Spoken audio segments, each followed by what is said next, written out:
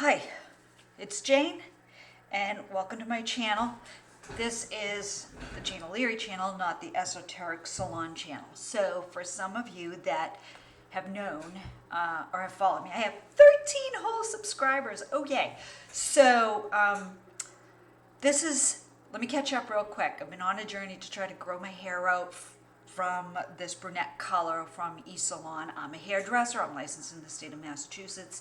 I'm also an esthetician, equally as licensed.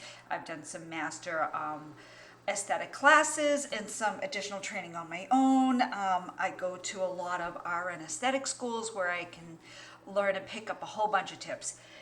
Be that as it may. So one of the things that I was always uncomfortable with is my hairline. We have a huge hairline in my family, right? Lots of landscape up here, right? I usually say you could show movies off of my forehead.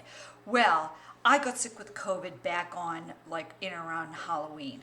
I was down really hard, got really sick. I didn't get the pneumonia side of it. What I got is nerve pain. I had a lot of follicle pain, a lot of, you can't see me, but a rush through my skin where my, little follicles for the individual hairs on my skin of my body felt like they were always standing at attention, almost like you had goosebumps, right?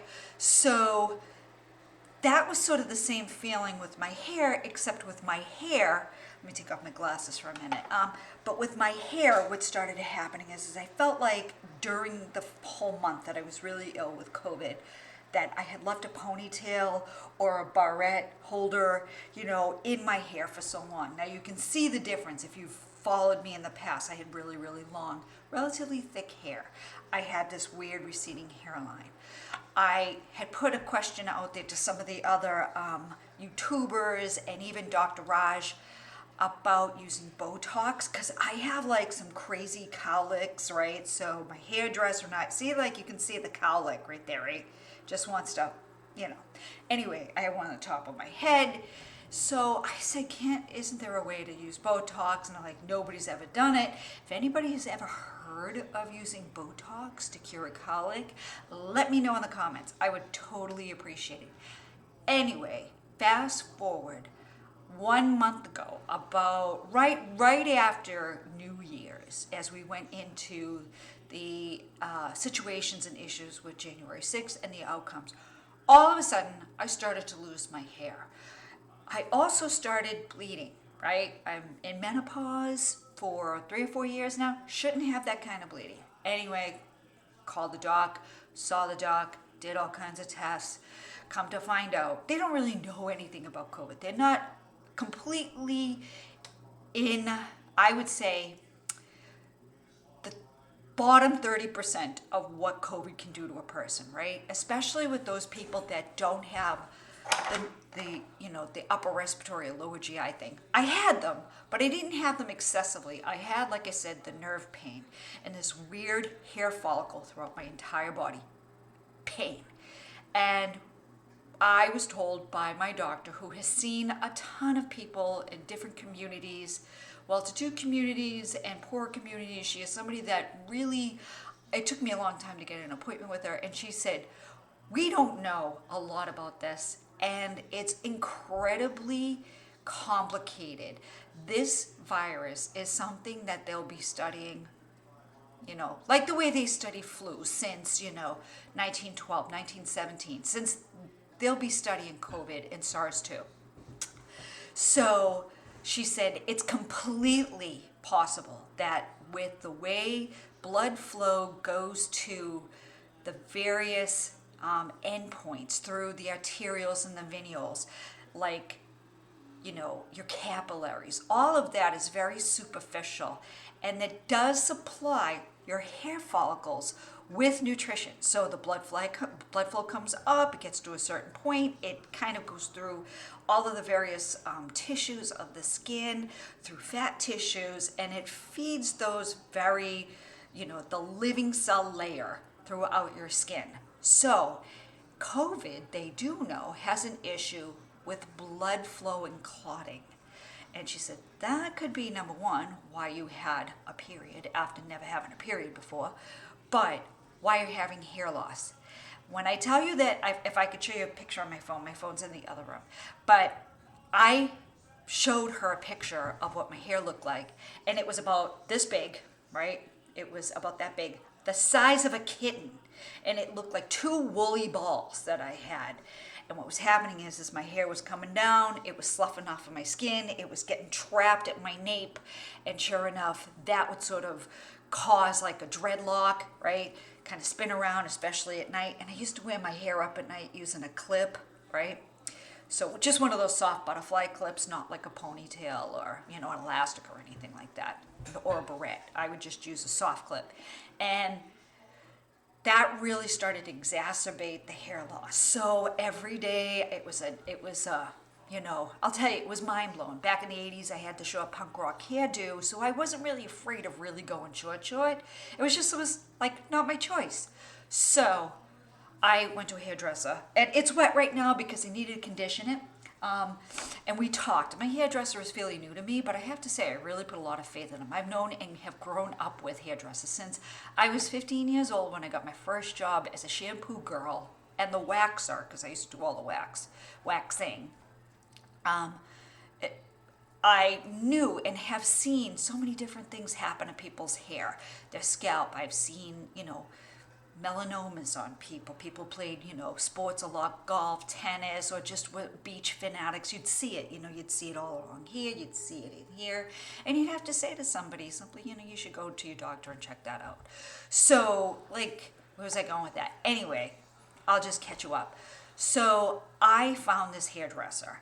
And from the minute that we started talking, I knew that this guy was going to be my hairdresser. A little pricey, especially since I'm a hairdresser and I haven't paid for a haircut. I pay for like a haircut twice a year, right? Especially when it was longer, because it's so much easier to take care of.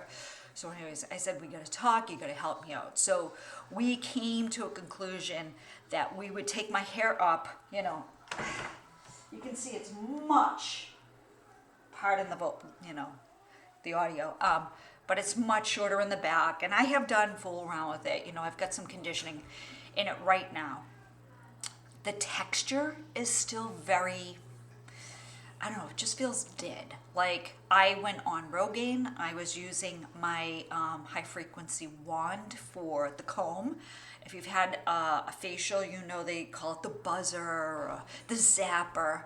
Anyway, I have been doing that fairly regularly, like every other day, not every day. And I was using the Rogaine. And what I didn't understand about Rogaine is it'll actually force your hair out to make room for new hair. Well, now I can pull my hair and no hair, right? 2 weeks ago, I would have pulled out a clump of hair if I did that. So I quit the Rogaine. And I'm just going to let this haircut grow out. I did color it. I colored my roots. I did soap cap it. So in other words, when you soap cap something, you do deposit color on your hair, but you're not necessarily putting straight color on your hair and letting it sit for 15 minutes. You're only doing that as a shampoo-like process with a little bit of warm water for 5 minutes. You rinse it out. It is meant to blend from your roots to where your line of demarcation is. So at this point, I feel like if I went shorter, if we decided that there was no hope that I would have to cut it off, I would have cut it off.